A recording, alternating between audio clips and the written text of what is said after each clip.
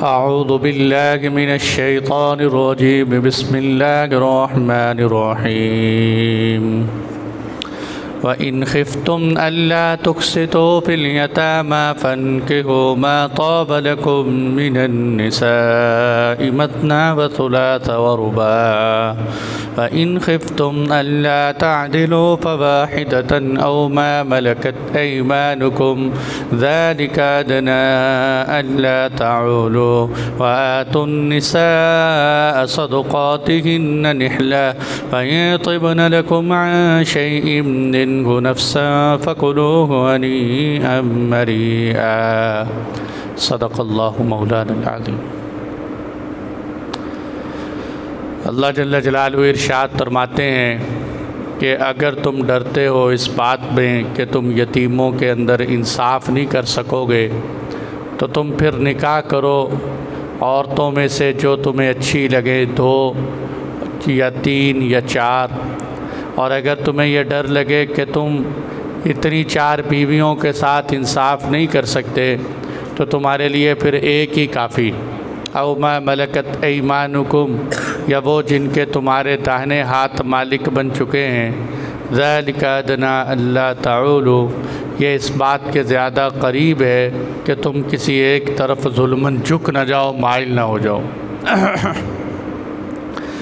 मैंने गुज़िश्ता दर्स में आप हज़रात की खिदमत में बयान किया था कि शादियाँ 1 हो या 2 हो, इस हवाले से काफ़ी तफसील आप हज़रात की खिदमत में बयान की थी कि इस्लाम में जो 2 शादियों का फ़लसफ़ा, 3 शादियों का, 4 शादियों का, वो किस वजह से है, क्या हिकमतें हैं, वो मैंने बयान की। हज़रत मौलाना उबैदुल्लाह सिद्दी साहब रहमतुल्लाह अलैह फरमाया करते थे कि काफिरों ने इस्लाम के ख़िलाफ़ बहुत सारी साजिशें की। उन साजिशों में से एक बहुत बड़ी साजिश ये भी थी कि ये मुसलमान जो हैं ये अय्याश परस्त हैं, इसलिए कि ये एक शादी पे गुजारा नहीं करते बल्कि इनके मसलक और मज़हब में कई शादियाँ हैं। उन्होंने फरमाया कि अंग्रेज़ की 200 साला मेहनत के नतीजे में वो काफ़ी हद तक कामयाब हो गया और उसने ये बात बहुत बड़े बड़े जो ज़हीन तरीन मुसलमान मुस्तशरिकीन और लिबरल किस्म के लोग थे उनके जहनों में भी ये बात डाल दी कि लो जी, एक से गुजारा नहीं होता, 2 लेके फिरते हैं, 3 लेके फिरते हैं, 4 लेके फिरते, गोया कि इस्लाम के असल हुक्म पर ही एतराज़ात शुरू कर। तो मेरे दोस्तों, पहली बात तो ये है कि ये जो कई शादियों का फ़लसफ़ा है, ये फ़लसफ़ा सिर्फ़ इस्लाम ने दिया या पहले भी? इस्लाम के आने से पहले जो बड़े बड़े उस वक़्त तरक्की याफ्ता ममालिक थे, जैसे हिंदुस्तान लगा लें, ईरान, मिस्र, बाबल, इन शहरों के अंदर इस्लाम के आने से पहले ताद्दुद अज़वाज नाफिज़ था, रवाज था कि कई शादियाँ की जाएँ। और फिर ये है कि जो लोग भी आज इंसानी फ़ितरत को समझते हैं वो इस बात का कायल हो जाते हैं कि वाक़अतन एक से ज़ायद शादी इंसानी ज़रूरत है। ये जो मगरबी अक़वाम के लोग जिन्होंने अपने बड़ों का इनकार किया कि नहीं ये तो शादी जो है सिर्फ़ एक ही होनी चाहिए, आहिस्ता आहिस्ता वक़्त गुज़रने के साथ उनको पता चला कि इसका नतीजा ज़िना की सूरत में ज़ाहिर हुआ। उमूमी ज़िना की वबा आम हो गई। फिर उसका नतीजा क्या निकला? एड्स की बीमारी आम हो गई। तो चुनाचे अब मगरिब के अंदर भी जो उनके अहले बसीरत बड़े बड़े पादरी हैं वो इस बात के कायल हैं कि नहीं, शादियाँ 2 होनी चाहिए। इसलिए जैसे मुफ्ती शफ़ी साहब रहमतुल्लाह अलैह ने लिखा है कि मिस्टर डेवनपोर्ट एक बहुत बड़ा ईसाई, इसने इंजील से ये बात साबित की है बार बार कि मुतअद्दिद शादियाँ होनी चाहिए और शादियों के अंदर मुतअद्दिद शादियाँ न सिर्फ जायज़ हैं बल्कि इसमें अल्लाह ने बरकत रखी। ये एक ईसाई है जिसने इस बात को साबित किया। इस तरह और भी बहुत सारे ईसाई हैं जिन्होंने ये बात साबित की। और वेदक जो तालीम है, उस वेदक तालीम के अंदर तो 10 शादियाँ और 20 शादियाँ और 30 शादियों का भी पता चलता है। वैदिक तालीम के अलावा आप हिंदुओं को देख लें, इनके अंदर कृष्ण जो है ये एक इनका बड़ा अच्छा जो है इसको मजहबी अवतार समझते हैं। उन्होंने ख़ुद जो है सैकड़ों शादियां कर रखी थी। तो ख़ुलासा कहने का मकसद ये है कि ये इल्ज़ाम सिर्फ़ इस्लाम पर नहीं देना चाहिए, बल्कि इस्लाम से पहले भी इन सारे मज़ाहिब के अंदर जो उस वक़्त मौजूद थे, वो आर्याओं का मज़हब हो, वो हिंदुओं का मज़हब हो, वो अहले किताब का मसलक हो, उन सब के अंदर मुख्तलिफ़ शादियाँ की जाती थी।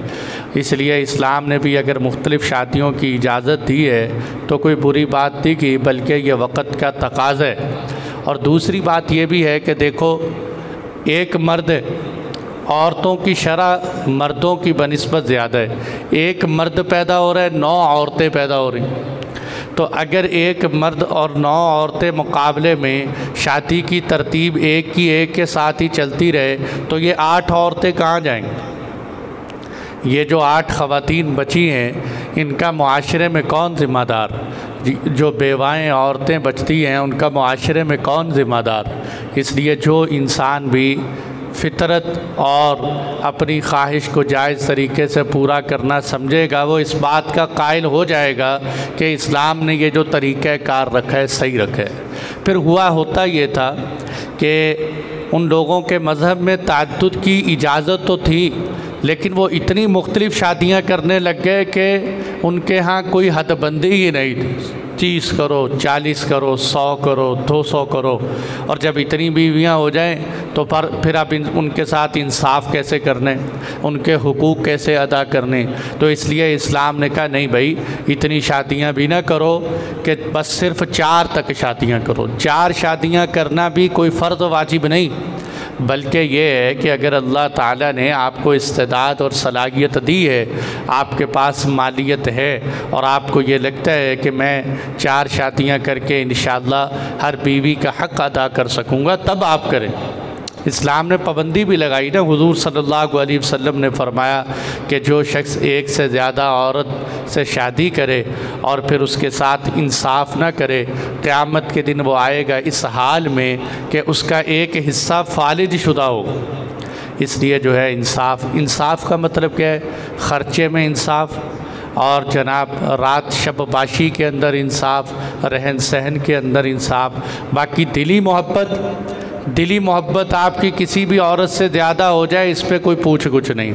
इसलिए कि हुज़ूर सल्लल्लाहु अलैहि वसल्लम ने फरमाया, अल्लाहुम्मा हादा क़स्मी फ़ीमा अमलिक, ऐ अल्लाह ये जो मेरी तकसीम है उस चीज़ के अंदर जिसका मैं मालिक हूँ, फ़ला तलुमनी फ़ीमा तमलिक वला अमलिक, ऐ अल्लाह मुझे उस काम पे मलामत न करना कि जिसके अंदर तू तो मालिक है, मैं मालिक नहीं। इंसान का दिल इंसान के काबू में नहीं। इसलिए हुज़ूर सल्लल्लाहु अलैहि वसल्लम अपनी बीवियों में से सबसे ज़्यादा हज़रत आयशा सिद्दीक़ा से प्यार करते। तो अब हुज़ूर सल्लल्लाहु अलैहि वसल्लम की दिली मोहब्बत। तो इसी तरह मेरे दोस्तों, जिस तरह ये मसला वाज़े हो गया कि इस्लाम ने तअद्दुद अज़वाज का जो मसला बयान किया है ये हिकमतों पर मबनी। अब दूसरा एतराज़ जो है अंग्रेज़ों का, मौलाना उबैदुल्लाह सिंधी साहब के बकौल, वो एतराज़ ये है कि ये लोग कहते हैं कि मुसलमान तो अय्याश परस्त हैं ही, नऊज़ु बिल्लाह मआज़ल्लाह। इनके पैगंबर भी ऐसे थे कि जो कई शादियों के कायल, और बड़े बड़े सख्त अल्फाज अल्लाह के नबी सल्लल्लाहु अलैहि वसल्लम के बारे में इस्तेमाल फरमाए कि देखो जी हुज़ूर सल्लल्लाहु अलैहि वसल्लम ने इतनी शादियां कर। मुझे भी यहाँ एक नौजवान मिला, मैं बाहर सहन में बैठा हुआ था। उसने कहा मौलवी साहब मैं करीब हूँ इस बात के कि मैं मज़हब इस्लाम छोड़कर कोई और मज़हब इख्तियार कर। मैंने कहा भाई क्या हुआ, कैसी कौन सी बात हो गई?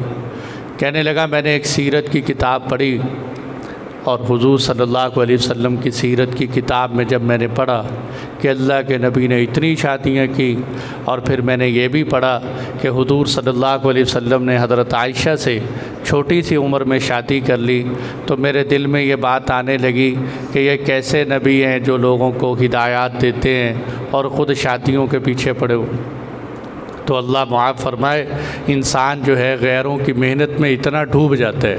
हुज़ूर सल्लल्लाहु अलैहि वसल्लम ने जो शादियाँ की उसमें क्या हिकमत, अगर वो बात, अगर देखो मेरे दोस्तों, आज हमारी सीरत ज़िंदगी का मुताला हो, हम उलमा के पास बैठे हों तो हमें फिर इंशाअल्लाह एतराज़ का मौका नहीं मिले, हमें पता चलेगा कि हुज़ूर सल्लल्लाहु अलैहि वसल्लम ने ज़्यादा शादियाँ क्यों की। देखे, हर इंसान की एक अंदरूनी ज़िंदगी होती है, एक बैरूनी ज़िंदगी होती है। अंदरूनी ज़िंदगी, बैरूनी ज़िंदगी, दूसरे अल्फाज में कह लें घर के अंदर की ज़िंदगी, घर से बाहर की ज़िंदगी। हुज़ूर सल्लल्लाहु अलैहि वसल्लम की एक ज़िंदगी घर की चार दीवारी की थी, एक ज़िंदगी आपकी घर की चार दीवारी से बाहर। जो ज़िंदगी हुज़ूर की घर की चार दीवारी से बाहर थी वो तो सहाबा किराम ने हमें बताई, और बड़े बड़े सहाबा किराम से मनक़ूल है, सहाबा के सामने थी हुज़ूर की ज़िंदगी। लेकिन हुज़ूर सल्लल्लाहु अलैहि वसल्लम की जो घर की ज़िंदगी थी, चार दीवारी की ज़िंदगी, ये हमें कैसे पता चलती। और हुज़ूर ऐसे थे कि आप तो उसवे हसना थे कदम कदम के लिए, यानी हुज़ूर की ज़िंदगी लम्हे लम्हे के लिए अमली तौर पर।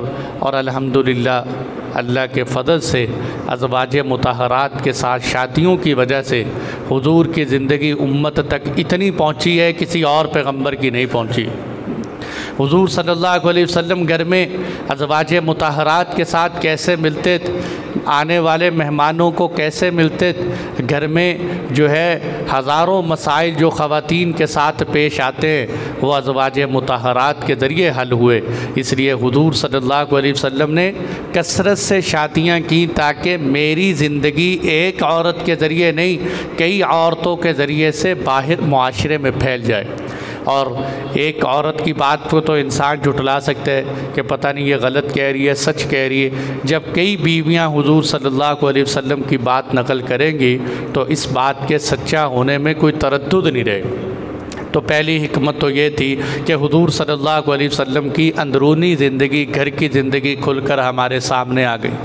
और दूसरी बड़ी हिकमत और मसलहत क्या थी कि अज़वाज मुतहरात जो थी, जो हुज़ूर की बीवियां थी, उनके जो हुजरे थे वो गोया के उम्मत की मुअल्लिमात थी। वो एक मुअल्लिमा का मदरसा था, मुअल्लिमात का, कि जिसके अंदर जो है अज़वाज मुतहरात औरतों को दीन के मसले सिखाती। सिर्फ़ हज़रत आयशा रज़ियल्लाहु अन्हा को देख ले कि आपके 200 से ज़्यादा शागिर्द हैं जिन्होंने हदीसें रिवायत की। 200 से ज़्यादा शागिर्द हैं जिन्होंने हुज़ूर सल्लल्लाहु अलैहि वसल्लम की हदीसें ले लेकर, और फिर 2210 अहादीस हज़रत आयशा रज़ियल्लाहु अन्हा से मरवी। 2210 रिवायात जो है अम्मा जान आयशा सिद्दीक़ा रज़ियल्लाहु अन्हा से मरवी हैं। अगर अम्मा आयशा हुज़ूर के निकाह में न होती तो ये आज 2210 हदीसें उम्मत को कैसे मिलती। और फिर आप सल्लल्लाहु अलैहि वसल्लम के दुनिया से चले जाने के बाद 48 साल तक हज़रत आयशा हुज़ूर के दीन को लोगों में फैलाती रहीं और आपकी खिदमत करती रहीं। तो इसलिए अज़वाज मुतहरात ने जो ये मेहनत की है, ये कोई मामूली मेहनत नहीं है। अगर इंसान इसको सोचे कि किस कदर गिरा कदर मेहनत की है। और फिर ये भी देख लें कि आप सल्लल्लाहु अलैहि वसल्लम ने जो शादियाँ की उसकी तरतीब क्या थी। आपको मोटा सा खुलासा मैं सुनाता हूँ ताकि हमें बात समझ आ जाए। आप सल्लल्लाहु अलैहि वसल्लम की उम्र मुबारक 25 साल, हज़रत खदीजतुल कुबरा की उम्र मुबारक 40 साल। आपने पहली शादी की हज़रत खदीजा के साथ, जिस वक़्त हुज़ूर की उम्र जवानी में थी। 25 साल के हुज़ूर नौजवान, और जवानी भी हुज़ूर सल्लल्लाहु अलैहि वसल्लम की कैसी जवानी होगी, जबकि सारा अरब हुज़ूर को बेटी देने के लिए तैयार। उस वक़्त आपने 25 साल की उम्र में शादी की। किससे की? 40 साल की औरत से। 15 साल जो हुज़ूर से बड़ी, और फिर शादी भी हज़रत खदीजा से की। पहले उनके 2 खामिद फौत हो चुके थे। बेवा औरत से हुज़ूर सल्लल्लाहु अलैहि वसल्लम ने शादी की। क्या माअदल्लाह सुम्मा माअदल्लाह, जो शहवत का आदी हो, जो ऐश परस्त हो, वो इस तरह बेवा औरत से शादी करते।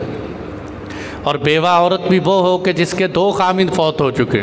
और फिर हुज़ूर सल्लल्लाहु अलैहि वसल्लम का कमाल देखिए कि 25 साल तक आपने हज़रत खदीजा के साथ ज़िंदगी गुजारी, यानी 25 से लेकर 50 साल तक हुज़ूर सल्लल्लाहु अलैहि वसल्लम ने कोई दूसरी शादी नहीं की, बल्कि 25 से लेकर 50 तक ये जो ज़िंदगी का उरूजो ज़वाल जिसमें इंसान सही जवानी की ज़िंदगी गुजार रहा होता है, उसमें आपने 25 से लेकर 50 तक सारा वक़्त हज़रत खदीजा के साथ गुजारा, कोई और शादी नहीं की। फिर जब हज़रत खदीजतुल कुबरा फ़ौत हो गई और उनके फ़ौत होने के बाद आपका निकाह हज़रत सौदा से हुआ, हज़रत आयशा से हुआ। इसमें इख्तिलाफ़ है कि पहले हज़रत आयशा से हुआ या हज़रत सौदा से हुआ। खैर, निकाह दोनों से हुआ, हज़रत आयशा से, हज़रत सौदा से। कितनी उम्र में? 51 साल की उम्र। अब आप अंदाज़ा करें, जिस बंदे ने बहुत ज़्यादा शादियां करने का शौक़ हो, उसने 51 साल की उम्र में जाके शादियां कर। तो इस तरह हुज़ूर सल्लल्लाहु अलैहि वसल्लम ने जब शादी की तो हज़रत आयशा अभी छोटी थी, उनके साथ तो रुखसती नहीं हुई, वो घर में ही थी। हज़रत सौदा के साथ रुखसती हो गई। जब आपकी उम्र 54 साल या 55 साल हुई तो फिर हज़रत आयशा की रुखसती हुई। गोया के 54 या 55 साल की उम्र में हुज़ूर सल्लल्लाहु अलैहि वसल्लम की पहली 2 बीवियाँ इकट्ठी हुई। उससे पहले एक ही बीवी चली आ रही। अच्छा, फिर 55 साल की उम्र में हुज़ूर सल्लल्लाहु अलैहि वसल्लम की जो है ये बीवियाँ लगा लें। फिर उसके बाद जो है आपका हज़रत हफ्सा से निकाह हो गया, जो हज़रत उमर रज़ियल्लाहु अन्हु की बेटी थी। हज़रत हफ्सा से निकाह के बाद आपका हज़रत ज़ैनब बिनते खुज़ैमा से निकाह हो गया। चंद महीनों बाद हज़रत ज़ैनब जो थी वो 19 महीने तक ज़िंदा रहीं और हुज़ूर सल्लल्लाहु अलैहि वसल्लम की ज़िंदगी में ही वफ़ात पा गई। सन 4 हिजरी में आपका हज़रत उम्मे सलमा रज़ियल्लाहु अन्हा से निकाह हुआ। फिर सन 5 हिजरी में आपका ज़ैनब बिनते जहश से निकाह हुआ। यानी आप सल्लल्लाहु अलैहि वसल्लम की जिस वक़्त 58 साल उम्र हुई, उस वक़्त आपके निकाह में 4 बीवियाँ थीं। हालांकि 4 बीवियों की इजाज़त तो शरीयत ने हर बंदे को दी। जब हर बंदे को 4 शादियों की इजाज़त दी है तो हुज़ूर सल्लल्लाहु अलैहि वसल्लम ने शादियां करनी थी, आपको शादियों का ही शौक़ था, तो आप 25 साल की उम्र में कर सकते, 30 साल की उम्र में कर लेते। आपने जो है 58 साल की उम्र में जाके शादियाँ कर, 58 साल शादी के उसके बाद जो है इसी तरह फिर आपके निकाह में हज़रत जुवेरिया आई, हज़रत सफ़िया आई, हज़रत मैमूना रज़ियल्लाहु अन्हा आई। यानी ख़ुलासा सारी गुफ्तगू का ये है मेरे दोस्तों कि 50 साल तक हुज़ूर ने सिर्फ़ एक शादी, 54 साल तक हुज़ूर के निकाह में एक ही बीवी हज़रत सौदा, 54 साल की उम्र में हुज़ूर के निकाह में 2 बीवियाँ आईं, 58 साल की उम्र में हुज़ूर के निकाह के अंदर 4 बीवियाँ आईं। उसके बाद जो आपकी ज़िंदगी का आखिरी अरसा 59, 60, 61, 62, 63 की उम्र पाकर तो हुज़ूर फौत हो। ये ज़िंदगी का जो आखिरी उम्र था, इसमें आपने कसरत से शादियां की, तो यहाँ आके हुज़ूर सल्लल्लाहु अलैहि वसल्लम की शादियां हुई हैं। इसलिए अगर हम हुज़ूर की सीरत का इस नज़र से मुताला करेंगे तो इंशाअल्लाह कभी शक व शुबहात पैदा नहीं होंगे और इंसान के जहन में। और ये भी बात है, ये भी आपको अजीब बात बता दूँ हुज़ूर की सीरत के हवाले से कि आपकी अज़वाजे मुतहरात में से सिर्फ़ और सिर्फ हज़रत आयशा रज़ियल्लाहु अन्हा एक बीवी ऐसी थी कि जिनके साथ हुज़ूर ने कंवारेपन में निकाह किया। उसके अलावा जितनी भी आपकी बीवियां थीं, उनके किसी के 1 खामिन फौत हो चुका था, किसी के 2 खामिन फौत हो चुके थे। कोई भी बीवी आपकी ऐसी नहीं थी जिसकी पहले शादी ना हुई हो, सिवाय हज़रत आयशा रज़ियल्लाहु अन्हा के कि एक बीवी सिर्फ़ हज़रत आयशा ऐसी थी कि जिनकी शादी नहीं हुई। तो इसलिए जो है अज़वाज मुतहरात और हुज़ूर के घराने का अच्छी तरह मुताला इंसान को करते रहना चाहिए। और फिर देखो फ़ायदा क्या हुआ, फ़ायदा क्या हुआ। आप सल्लल्लाहु अलैहि वसल्लम ने जो असल में निकाह किए वो फ़ायदे क्या थे। हज़रत जुवेरिया के साथ निकाह हुआ। हज़रत जुवेरिया रज़ियल्लाहु अन्हा जो हैं वो एक लड़ाई हुई, उस लड़ाई के अंदर कैद होके आ गई। आप सल्लल्लाहु अलैहि वसल्लम ने उनके चच्चे के हवाले कर दिया उनको। उन्होंने अपने चच्चे के बेटे से ये बात तय की कि अगर तू मुझे कुछ पैसे दे दे तो मैं तुम्हें आज़ाद कर दूँ। हज़रत जुवेरिया हुज़ूर के पास आई हैं, अल्लाह के नबी मेरे चच्चे का बेटा कहता है कुछ पैसे दे दे तुझे आज़ाद कर दूँ। आप सल्लल्लाहु अलैहि वसल्लम ने फरमाया जुवेरिया तुम्हें एक मशवरा दूँ? जी हाँ अल्लाह के नबी, आपने फरमाया शादी मेरे साथ कर लो, जितना तेरा उस ग़ुलामी का पैसे और ख़र्चा है वो मैं अदा कर देता हूँ। उन्होंने कहा बहुत अच्छा। जब हज़रत जुवेरिया हुजूर के निकाह में आई तो उनके ख़ानदान के 100 से ज़्यादा अफराद सहाबा के ग़ुलाम और बांदियाँ बने हुए थे। अब जैसे ही हुजूर सल्लल्लाहु अलैहि वसल्लम ने हज़रत जुवेरिया से निकाह किया तो सहाबा किराम ने कहा कि अब तो हज़रत जुवेरिया का ख़ानदान हुजूर का ससुराली ख़ानदान हो गया। सारे सहाबा ने जितने ग़ुलाम और बांदियाँ थी उनको आज़ाद कर दी और उन्होंने कहा कि आज के बाद हमारे लिए मुनासिब नहीं कि हुजूर के ससुराली रिश्तेदार हो और हम उसको ग़ुलाम बनाएं।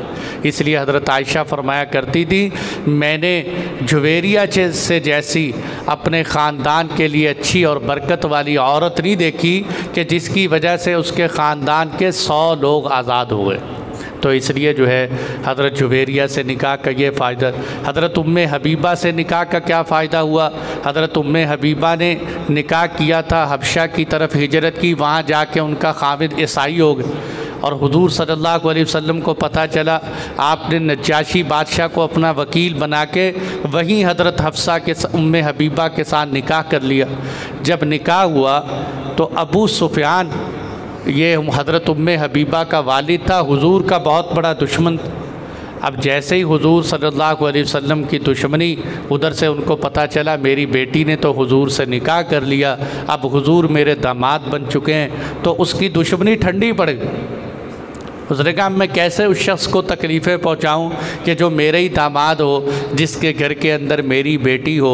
तो हुजूर सल्लल्लाहु अलैहि वसल्लम ने हज़रत उम्मे हबीबा से निकाह करके वो जो बज़ाहिर एक दुश्मनी की शक्ल थी उसको आपने ठंडा फरमा दिया। तो इस तरह हुजूर सल्लल्लाहु अलैहि वसल्लम की शादियों के मुख्तलिफ़ किस्से जो है आप हज़रात के। और हज़रत उम्मे सलमा रदी, आखिरी बात, हज़रत उम्मे सलमा रज़ियल्लाहु अन्हा, उनके साथ आपने निकाह किया। हज़रत उम्मे सलमा रज़ियल्लाहु अन्हा के बच्चे थे पहले खामिद से। आप सल्लल्लाहु अलैहि वसल्लम से जब निकाह की बात हुई, कहने लगी हुजूर मेरे तो बच्चे हैं, मैं उनका क्या करूँगी? आपने फरमाया अपने बच्चे भी साथ ले आओ। हुजूर सल्लल्लाहु, आज देखो आज शादी होती है ना, पहले शर्त लगाते हैं, वो कहते हैं बच्चे हमने नहीं, एक निकाह पे जाने का मौका मिला, अब निकाह हो रहे, वो बच्चे थे औरत के पहले खामिद से। अब जो औरत के घर वाले हैं वो कहें बच्चे हमने नहीं रखने, जहाँ शादी हो रही है वो कह रहे हमने भी नहीं रखने। अब वो मासूम बच्चे खड़े थे पास, तो मुझे रोना आया कि देखो गलती होगी शौहर की या बीवी की, इन मासूम बच्चों का क्या कसूर? ना वो शौहर की तरफ जाने के काबिल, ना अपनी माँ की तरफ जाने के काबिल, बेचारे कहाँ जाएं? तो बच्चे ज़ाया हो जाते। हुजूर सल्लल्लाहु अलैहि वसल्लम ने फरमाया नहीं, लाओ अपने बच्चे मेरे पास, उन बच्चों की मैं तरबियत करूँ। तो इस तरह हुजूर सल्लल्लाहु अलैहि वसल्लम ने उन बच्चों को अपने घर में रखा, उनकी तरबियत की।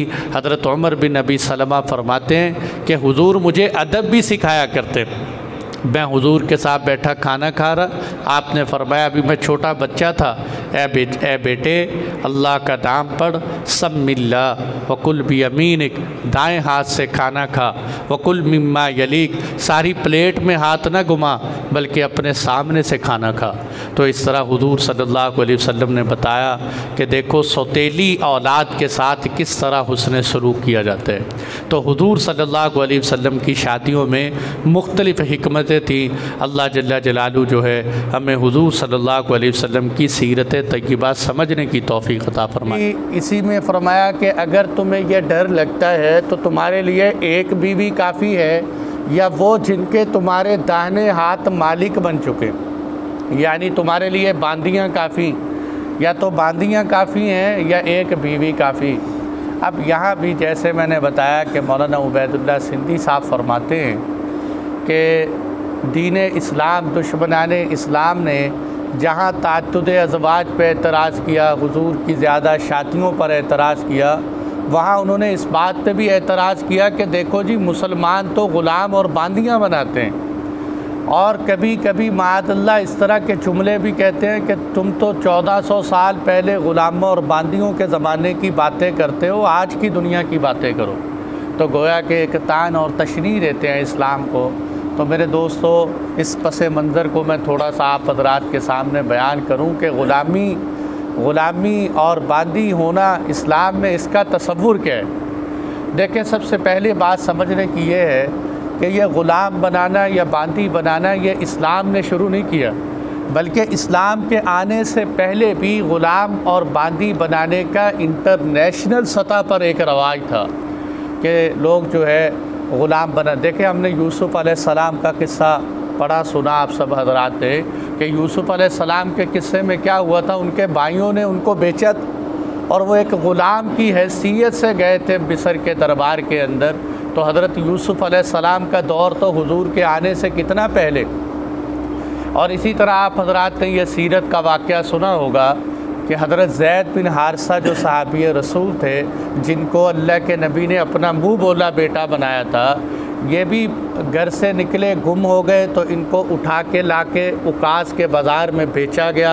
वहाँ से हज़रत हकीम बिन हिज़ाम जो हज़रत खदीजा के भतीजे थे, उन्होंने इसको ख़रीदा और उन्होंने ख़रीदने के बाद हज़रत खदीजा जो अपनी फूफी थी उसको गिफ्ट और तोहफ़ा दिया। उन्होंने ये ग़ुलाम फिर हुज़ूर सल्लल्लाहु अलैहि वसल्लम को तोहफ़ा किया। तो इस तरह आप सल्लल्लाहु अलैहि वसल्लम के पास हज़रत जो है ज़ैद बिन हारिसा बिकते बकाते आए। और ये आप हज़रात के इल्म में हो कि पूरे कुरान करीम में किसी सहाबी का नाम नहीं, सहाबा के तज़किरे तो बहुत है लेकिन किसी सहाबी का नाम नहीं है सिवाय हज़रत ज़ैद बिन हारिसा के। अल्लाह ताला ने हज़रत ज़ैद का नाम कुरान करीम के अंदर वाज़े अल्फाज पे लिया है। तो ये आपकी एक शान है हज़रत ज़ैद बिन हारिसा की। वो एक अलग बात है कि जब हज़रत ज़ैद के वालिदैन लेने के लिए आए उनको, तो उन्होंने कहा नहीं, अब मुझे हुजूर सल्लल्लाहु अलैहि वसल्लम के पास रहना इतना पसंद है कि मैं तुम्हारे साथ जाने के लिए तैयार नहीं, मुझे हुजूर की ग़ुलामी तुम्हारी आज़ादी से बेहतर है। तो खैर, मैं बताना ये चाहता था कि उस वक़्त आलमी सतह पर पूरी दुनिया के अंदर एक ग़ुलाम बनाने का रवाज था। ये रवाज इस्लाम ने नहीं शुरू किया। और फिर ये भी था कि बाज़ जगहों पे तो अफराद को ग़ुलाम बनाते और बाज़ जगहों पर पूरी पूरी कौम को ग़ुलाम बना दिया जाता। उनको ख़रीद लेते, उनको जो है अगवा करके ग़ुलाम बना लेते। जैसे 16वीं सदी जो है, 16वीं सदी के अंदर कोलंबस जो था, जिसके बारे में हम पढ़ते हैं कि इसने अमेरिका दरियाफ़्त किया, हालांकि ये तारीख़ी झूठ है। कोलंबस ने अमेरिका दरियाफ़्त नहीं किया। अमेरिका तो कोलंबस से पहले मुसलमान तलाश कर चुके थे, लेकिन अमेरिका ने चूँकि एक ईसाई के नाम ये कारनामा लगाना था तो इसलिए कह दिया कि कोलंबस ने अमेरिका दरियाफ़्त किया है। कोलंबस जो है ना, जब ये निकला था हिंदुस्तान की तलाश में कि हिंदुस्तान की इसने बड़ी खूबियाँ सुन रखी थी, बड़ी सिफ़ात है हिंदुस्तान के अंदर। तो ये जैसे ही आया, इसकी कश्ती दरिया में जो है सैलाब की जद में कहीं और चली गई और दरिया में तुग़यानी आई, तो ये मौजूदा अमेरिका पहुंच गया। जब वहाँ पहुंचा तो वहाँ कुछ सुर्ख हिंदी रहते थे, जिनको रेड हिंदी भी कहा जाता था। ये तकरीबन जो है हज़ारों साल पहले इंडिया से आए हुए लोग थे, हिंदुस्तान से आए हुए लोग थे जो वहाँ रह रहे थे। तो इससे पता चला कोलंबस ने अमेरिका दरियाफ़्त नहीं किया। अगर दरियाफ़्त किया होता तो वहाँ आबादी कैसे रह रही। जब ये वहाँ गया तो तकरीबन उस वक़्त जो हिंदुस्तान के गए हुए बशिंदे थे उनकी आबादी 1 करोड़ के करीब थी। 1 करोड़ के करीब लोग जो वहाँ आबाद थे। तो फिर इसने क्या किया, जो मैं ग़ुलामी की तरफ बताऊँ तो इसने क्या किया, इन्होंने आहिस्ता आहिस्ता अब सारा यूरोप जो है अमेरिका की तरफ जाना शुरू हो। जाते जाते जब इनकी खूब आबादी हुई, कब्ज़ा हुआ, तो अब इन्होंने उन हिंदुस्तानियों पे जुल्म व सितम शुरू किया।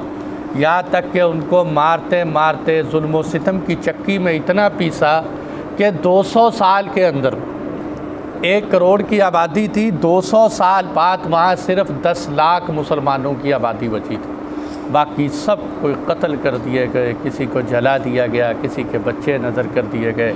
और सब सुर्ख हिंदी जितने भी मुसलमान थे या जितने भी लोग थे उन सब को ज़िबा कर। अब इन्होंने कहा अब अमेरिका में हमने गरीबों को मार दिया, अब यहाँ हमारी मज़दूरी मुलाजमत कौन करेगा। तो अब इन्होंने अफ्रीका से कालों को उठाया।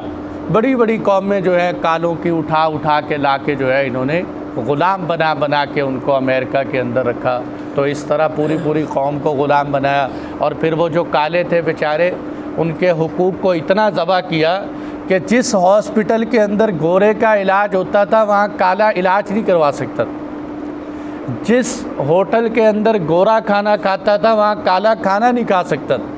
जिन यूनिवर्सिटियों और कॉलेजेस के अंदर गोरे तालीम हासिल करते थे वहाँ काला तालीम नहीं हासिल कर सकता था। ये आज पूरी दुनिया को इंसानियत का सबक देने के लिए आए हैं। ख़ुद इनकी इंसानियत का ये हाल है कि काले गोरे के अंदर इतना फ़र्क कर रखा था। तो पूरी ग़ुलाम को आज जो लोग कहते हैं ना ये काले है ही ऐसे, इनके साथ होने ही ऐसा चाहिए, ये काले ऐसे नहीं। उन बेचारों को जुल्म व चक्की सितम के अंदर इतना पीसा और उनको शऊर से इतना दूर रखा, अब आज वही काले उन पर मुसल्लत हो चुके हैं। जब अक़ल नहीं, शऊर नहीं, हिदायत नहीं, तालीम नहीं, तो अब इंसानियत तो रहती नहीं, फिर इंसान हैवानों की तरह हो जाता है। तो खैर इन्होंने पूरी कौम को ग़ुलाम बनाया। तो इस तरह ख़ुलासा ये है कि ये ग़ुलामियत का तसव्वुर इस्लाम से पहले भी था और इस्लाम ने आकर इस ग़ुलामी के तसव्वुर को कम किए, इसके अंदर कमी की है। कमी कैसे की है कि इस्लाम ने ग़ुलामी के अंदर कुछ पाबंदियाँ लगाई। पहली पाबंदी इन्होंने क्या लगाई, इन्होंने कहा देखे कोई मुसलमान किसी दूसरे मुसलमान को ग़ुलाम नहीं बना सकता। इस्लाम की ये पाबंदी, कोई मुसलमान किसी दूसरे मुसलमान को ग़ुलाम नहीं बना सकता। और जबकि जो है ईसाइयों के बारे में, ईसाइयों को ग़ुलाम बनाते थे, यहूदियों को ग़ुलाम बना रहे हैं। और ये कोलंबस जो था ये ख़ुद ईसाई था और काले भी अक्सर ईसाई थे जिसको इन्होंने ग़ुलाम बना रखा था। और दूसरी पाबंदी आकर इस्लाम ने क्या लगाई कि वो जो आपके मुल्क के अंदर अमन लेके रह रहे हैं, जैसे ईसाई अभी हमारे मुल्क के अंदर रह रहे हैं, ये पाकिस्तानी शहरी हैं, इनको पाकिस्तानी शहरियत हासिल है, तो ऐसे लोगों को भी आप ग़ुलाम नहीं बना सकते। और तीसरे नंबर पर उस मुल्क वालों को भी आप ग़ुलाम नहीं बना सकते जिनके साथ आपका मुआहदा हो चुका है कि आप जो है हमारे हुकूक़ की रियायत करेंगे, हम आपकी करेंगे, आप हमारी हिफाजत करेंगे, हम आपकी करेंगे। और इसी तरह चौथे नंबर पर इस्लाम ने ये पाबंदी भी लगाई है कि अमन की हालत में, ये नहीं है कि ऐसे ही जाके जो है आप किसी के बच्चे अगवा करके ले आओ, बल्कि ऐन जंग हो, इस्लामी जिहाद हो, वहाँ इस्लामी जिहाद के अंदर आपको जो है मर्दों पर फौकियत हासिल हो तो वहाँ आप फ़तह हासिल कर सकते हैं और वहाँ के लोगों को ग़ुलाम बना सकते हैं, वरना कोई ग़ुलामी नहीं है इस्लाम के अंदर। तो इस्लाम ने इस तरह की पाबंदियाँ लगाकर बहुत ज़्यादा जो है कैदियों को और इनके ग़ुलामों के अंदर कमी पेशी की।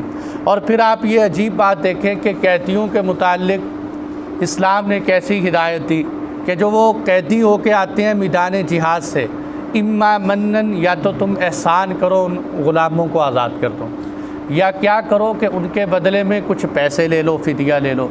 अच्छा फ़िदिया नहीं लेना चाहते, तीसरे नंबर पे क्या करो कि कुछ बंदे तुम्हारे कैद हुए, कुछ उनके कैद हुए, आपस में कैदियों का तबादला कर लो। और चौथे नंबर पर अगर आप लोग कैदियों का तबादला नहीं करते, अब क्या सूरत थी कि जेल में डालते, और जेल के अंदर इतने लोगों को डालने से जराइम की कसरत हो जाती और इतने लोगों का ख़र्चा इस्लामी सल्तनत कैसे बर्दाश्त करती। तो फिर ये कहा गया कि ठीक है इन लोगों को ग़ुलाम बनाया जाए, लेकिन इनके हुकूक़ों की रियायत वैसे की जाए जैसे एक आज़ाद बंदे की रियायत की जाती। तो इस्लाम ने तो गोया कि ग़ुलामों को इज़्ज़त दी है, ग़ुलामों को गिराया नहीं। और फिर इज़्ज़त के हवाले से सुनने, आप सल्लल्लाहु अलैहि वसल्लम ने फ़रमाया कि तुम जो कपड़ा ख़ुद पहनो ग़ुलामों को पहनाओ, जो खाना खुद खाओ वो ग़ुलामों को खिलाओ। और आपने फरमाया ग़ुलामों को मारो नहीं। एक हज़रत अबू दर ग़िफ़ारी रज़ी अल्लाह अन्हु एक दिन घर से तशरीफ़ लाए, आपका कमीज़ और है और तहबंद और रंग का है। तो लोगों ने कहा हज़रत कमीज़ और रंग का, तहबंद आज भी जैसे लोग पहनते हैं, मैचिंग करते हैं मुख्तलिफ़ अंदाज से, आपका जो है कमीज़ और तहबंद और। तो उन्होंने कहा भाई बात यह है कि मैंने कमीज़ और तहबंद इसलिए पहना कि मेरे पास एक जोड़ा था सूट का, अगर वो मैं जोड़ा सिलवाता तो मैं अपना कमीज़ और तहबंद बनवा सकता था, लेकिन हुजूर सल्लल्लाहु अलैहि वसल्लम ने फ़रमाया कि जो ख़ुद पहनो ग़ुलामों को पहनाओ, तो मैं ख़ुद अच्छा सूट पहन लेता, मेरा ग़ुलाम ना पहनता। इसलिए मैंने एक जो है आधे कपड़े का कमीज़ ख़ुद बनाया, आधे कपड़े का कमीज़ अपने ग़ुलाम का बनाया, बाकी दोनों का तहबंद बना लिया। किस कदर जो है इस्लाम के अंदर अल्लाह के नबी सल्लल्लाहु अलैहि वसल्लम ने ग़ुलामों के हुकूक़ याद दिलवाए। आपने फरमाया जो शख्स ग़ुलामों के साथ अच्छा सलूक नहीं करेगा वो अल्लाह ताला उसको जहन्नुम में डालेंगे। और आखिरी अल्फाज जो अल्लाह के नबी की ज़ुबान से दुनिया से जाते हुए निकले थे वो भी क्या फरमाया, अस्सला, ऐ लोगों नमाज की हिफाजत करना, वमा मलकत ईमानुकुम, अपने मातहतों के साथ अपने ग़ुलामों के साथ अच्छा सलूक करना। तो हुज़ूर सल्लल्लाहु अलैहि वसल्लम ने ग़ुलामों के साथ इतना हुस्न सलूक की ताकीद फरमाई है। और फिर देखे कि ग़ुलामों के बारे में शरीयत ने कैसा बेहतरीन उसूल रखा कि जगह जगह ग़ुलामों की आज़ादी की तरग़ीब दी। हज़रत अब्दुर्रहमान बिन औफ़ रज़ी अल्लाह अन्हु के बारे में आता है कि आपने 30,000 ग़ुलाम आज़ाद किए, 30,000 ग़ुलाम आज़ाद। और इसी तरह एक सहाबी थे हज़रत ज़ुल्क़िला, उन्होंने एक दिन में 8,000 ग़ुलाम आज़ाद किए। तो कितनी बड़ी जो है मिल्कियत थी। हज़रत उस्मान गनी रज़ी अल्लाह अन्हु ऐन मुहासरे के वक़्त में, जिस वक़्त आपकी जान जाने वाली थी, आपने 20 ग़ुलाम आज़ाद किए। तो कितने ज़्यादा ग़ुलाम आज़ाद किए गए। इस तरह दुनिया के अंदर ग़ुलामी का तसव्वुर कम हुआ और ग़ुलाम आहिस्ता आहिस्ता बड़े बड़े जलील क़दर साहबा, कहाँ हज़रत बिलाल हबशी रज़ी अल्लाह अन्हु ग़ुलामी की ज़िंदगी गुजार रहे, सैयदना सिद्दीक़ अकबर ने ख़रीद कर अल्लाह के नबी की खिदमत में पेश किया तो बिलाल चलते ज़मीन पे कदमों की आवाज़ जन्नत में आ रही। इतनी बड़ी ऊंची परवान जो है ग़ुलामों को किसने दी है सिवाय इस्लाम के। तो मेरे दोस्तों, इस्लाम के अंदर अब ये बात समझने की है कि लोग समझते हैं कि जो बांदी है ये शायद कोई ताइफ़ा औरत की तरह होती। ये अक्सर एतराज़ होता है। एक दिन मुझे भी कॉल आई कि मौलवी साहब यहाँ मेरी बहस हो रही है, मेरा एक साथी है वो कहते हैं कि बांदी है ही नहीं थी इस्लाम के अंदर। तो मैंने कहा बांदियाँ इस्लाम के अंदर थी। तो वो मुझे कहने लगा फिर तो माअज़ल्लाह ज़िना के सिस्टम चलता होगा, आज इनके पास बांदी कल उनके पास बांदी। बांदी कोई ताइफ़ा औरत नहीं थी।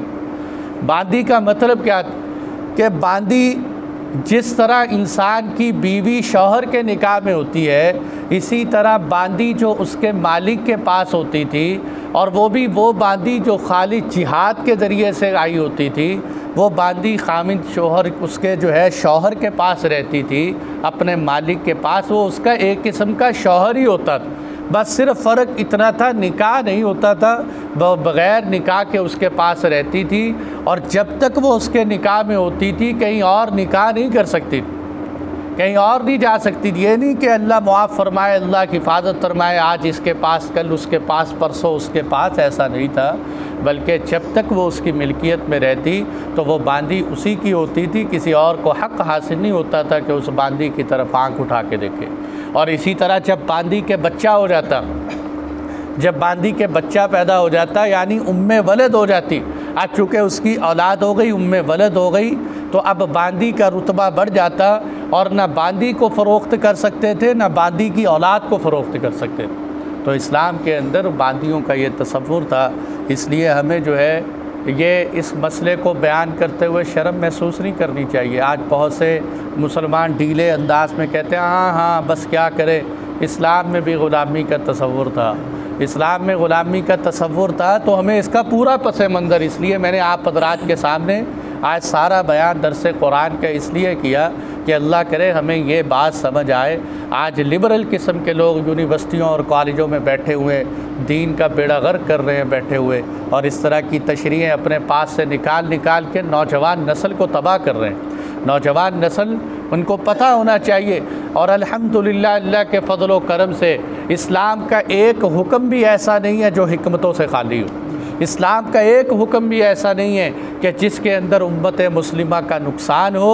अलबत्ता कसूर क्या है कि हमारी अक़ल का कसूर है, समझ का कसूर है। उलमा के पास बैठे नहीं, दरस कुरान में बैठे नहीं कि इस्लाम को समझें। तो असल इस्लाम के अंदर ग़ुलामी का ये पस मंज़र है।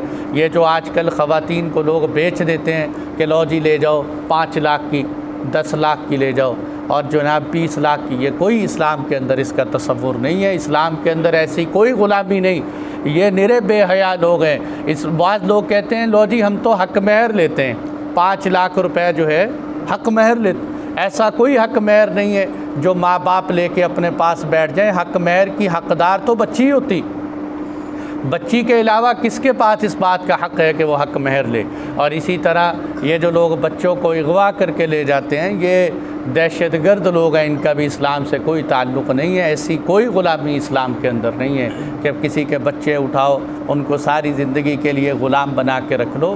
ग़ुलाम बनाने का मकसद मैंने आपको बताया, ये जहन में रखिए, खालिस इस्लामी जिहाद हो, वहाँ से हासिल होने वाले मर्दों को इस्लाम की रूह से ग़ुलाम कहा जाता है, वहाँ की ख़वातीन को बांदी कहा जाता है, और फिर उनके साथ क्या सलूक करना है वो मैं सारा कुछ आपके सामने बयान कर चुका हूँ। तो ये फ़रमाया औ मा मलकत ऐमानुकुम, या वो जिनके तुम्हारे दाहिने हाथ मालिक बन चुके हैं, ज़ालिका अदना अल्ला ताउलू, ये इस बात के ज़्यादा करीब है कि तुम किसी एक तरफ माइल ना हो जाओ। वातुन निसा सदक़ातिहिन्न निहला, फरमाया तुम औरतों को उनका महर अता करो खुशी के साथ। निहला कहते हैं खुशी के साथ, रोते हुए नहीं। पहले तो देखो शादी के मौके पे महर तय कर लेते हैं, कितना जी, लिख लो 50 तोले सोना, और जब देने की बारी आती है तो बीवी से माफ़िया मांगना शुरू कर देते हैं। हमारी उम्मत मुस्लिमा के अंदर बड़े बड़े गैरतमंद भी बीवी के सामने ढेर हो जाते हैं, माफ़ी मांगते हैं। औरतों के आगे हाथ फैलाते हुए मर्द को वैसे ही शर्म आनी चाहिए। कभी वरासत में हाथ फैलाते हैं अल्लाह की रज़ा के लिए, अल्लाह की खातिर मुझे ज़मीन माफ़ कर दो, और कभी महर की खातिर हाथ बांधते हैं, अल्लाह की खातिर महर माफ़ कर दे। वो औरत कितनी दलेर है, मैं कहता हूँ वो औरत मर्दों से बड़ी दलेर है, जो कहती है जा तेरी हिर्सो हवस भरने की खातिर तुझे माफ़ कर दिया, जा महर भी ले जा, जा वरासत भी ले जा। इसलिए कि अगर वो महर माफ़ नहीं करेगी तो सारा ख़ानदान मलामत करे। और यह अजीब मसला हमारे माशरे में चल पड़ा है कि जो औरत महर की मालियत रख ले वो मनहूस होती। भाई मालियत एक ही चीज़ है, अगर वो औरत रखे जो उसकी असल हकदार है वो मनहूस हो गई, अगर वही माल बंदा रखे तो बंदा बाबरकत हो गया। कैसी अजीब जो है मंतिक है हमारे मुआशरे के अंदर।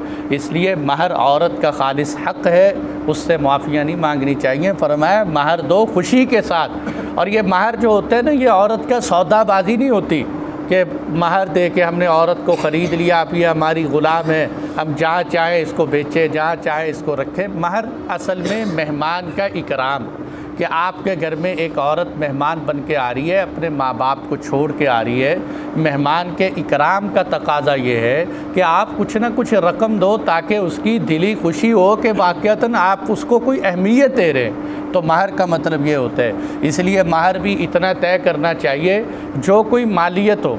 एक जगह पे निकाह पढ़ाने का मौका मिला, मैंने कहा हक़ महर क्या है? कहते जनाब हक़ महर जो है ना दुरूद शरीफ है। हक़ महर क्या है? दुरूद शरीफ है। तो भाई दुरूद शरीफ तो उम्मत मुस्लिमा के अंदर अगर दुरूद शरीफ हक़ महर रख दिया तो सारी कौम ही इसी पे चल पड़ेगी। पैसों से तो जान छुड़ाना चाहते, वो कहते हैं जान ले लो पर पैसे ना मांगो, दुरूद शरीफ रख लो, माल न देना पड़े। हक़ महर मालियत होनी चाहिए। अल्लाह ताला ने कुरान के अंदर इसकी बड़ी वजाहत की है। फिर मैंने कहा दुरूद शरीफ कितना हो? पैसों की तो चलो वजाहत है, 10,000, 20,000, 50,000, लाख, 2 लाख। दुरूद शरीफ कितना हो? बस जी हर वक्त जो है ना खामिन दुरूद शरीफ पढ़ता रहे। फिर मैंने कहा ये दुरूद ही पढ़ेगा, कुछ और भी करेगा। इसलिए जो है हक़ महर इंसान की मालियत होनी चाहिए। फरमाया व आतुन्निसा सदक़ातिहिन्न निहला फ़इन तिब्न लकुम अन शैइन मिन्हु नफ़्सन फ़कुलूहु हनीअम मरीआ।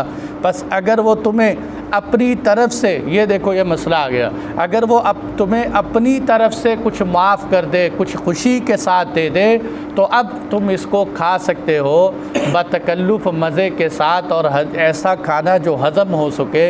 यानी अब ये तुम्हारे लिए जायज़ है, बशर्ते कि वो खुश दिली के साथ माफ़ करे। और खुश दिली का तरीक़ा मेरे दोस्तों यही है कि आप एक दफ़ा बीवी को हक़ महर दे दें और वरासत औरत को एक दफ़ा दे दें। उसके बाद वो आके आपको कहे कि ये लो वरासत मैंने आपको माफ़ कर दी, ये लो हक़ महर मैंने आपको माफ़ किया। ये जो हमारे मुआशरे के अंदर हक़ महर की माफ़ी है, ये ज़बरदस्ती होती है दिल की खुशी के साथ। देखो 200-300 ख़वातीन बैठी हुई हैं घर की, उनके सामने आप ले जाके औरत को हक़ महर देते हैं। अब वो बेचारी फ़ौरन पकड़ ले तो कहते देखो कितनी बख़ील औरत थी, फ़ौरन हक़ महर पकड़ लिया। अगर वो वापस कर दे तो सारे ख़ानदान में उसकी तारीफ़ें होती हैं, माशाल्लाह कितनी अच्छी अब जो है दुल्हन आई है, हक़ महर भी नहीं रखा, फ़ौरन वापस कर दिया। अब वो बेचारी शर्माते हुए कह देती है चलो भाई मिलने तो है नहीं, तुम्हें माफ़ ही कर देती हूँ। और इसी तरह जो है क्या करते हैं, दूसरी तरफ वरासत है। अब बहन को पता है कि भाई की अगर वरासत ले ली तो वो कहेगा जनाब आज के बाद मेरे दरवाज़े पे ना आना, खुशी गमी ख़त्म, मैं तेरे पास नहीं आऊँगा। तो वो बेचारी कहती है भाई तू मेरे पास आते रहना, मुझे वरासत दो न दो, मुझे तेरा आना अच्छा लगता है, मुझे ज़मीन अच्छी नहीं लगती। तो किस कदर शर्म की बात है। ये गैरत मर्दों को चाहिए, औरतों को नहीं चाहिए। अल्लाह जल्ल जलालू हमें शरीयत के मुवाफ़िक़ ख़वातीन के सही हुकूक़ अदा करने की तौफ़ीक़ अता फ़रमाए।